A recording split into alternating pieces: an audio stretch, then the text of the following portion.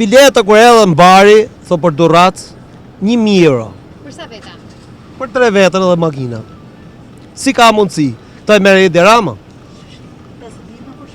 Kush i merë? Të lek. Vajtja ardhje nga bari Durrës. Po, 1.000 euro. Me këto 1.000 euro mund t'i në Amerikë.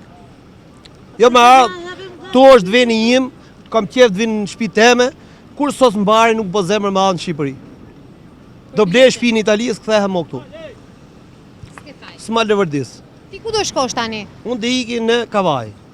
Bari unë kam paguar se këna konsulata jonë atje në respektoj në mori 5 konsulli 5 euro më shumë sa vërtetimi që do t'ishte, ta dje ministre jonë i jashtëm.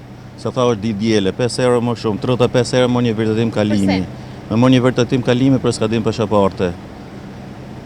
Kjo që ishim gjithë, e padesh janë të kjamatet regjistrume edhe në telefon, padesh me edhe telefonin. E dyta, atjeta ka pagu 130 euro plus biletet, e kishe biletën e prenotume për tik me drekës. E shif që këtu nga trajtojnë si të huaj, atje në të huaj. E kam fjallën për biletën, sa ke paguar ti që sot veti tret? Veti tret bajtja ardhe 610 euro. Me këtë lëvizin jemi shumë të pëkënaqur. Për arsye se vonesat janë shumë të mëdha. Një, edhe çmimin e biletave kanë trefishuar. Sa keni paguar ju, jeni veti... 310 euro kemi pagu ne. 3 veta, 2 veta dhe makina.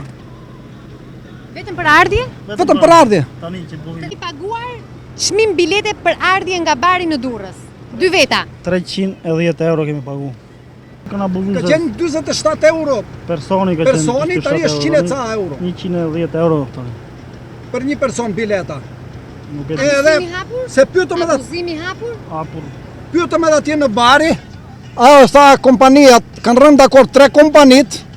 Kjo GNV-ja me Adria dhe kjo Ventours kanë rënë dakord, i kanë rritë çmimet. Ktu s'ka, qeveria duhet të ndërhyjë këtu në këtë. Nuk është puna vetëm të marri votat, Edi të mos flej gjumë atje, të shikoj edhe këtu, të dërgoj atë ministrin e transporteve këtej të shikoj.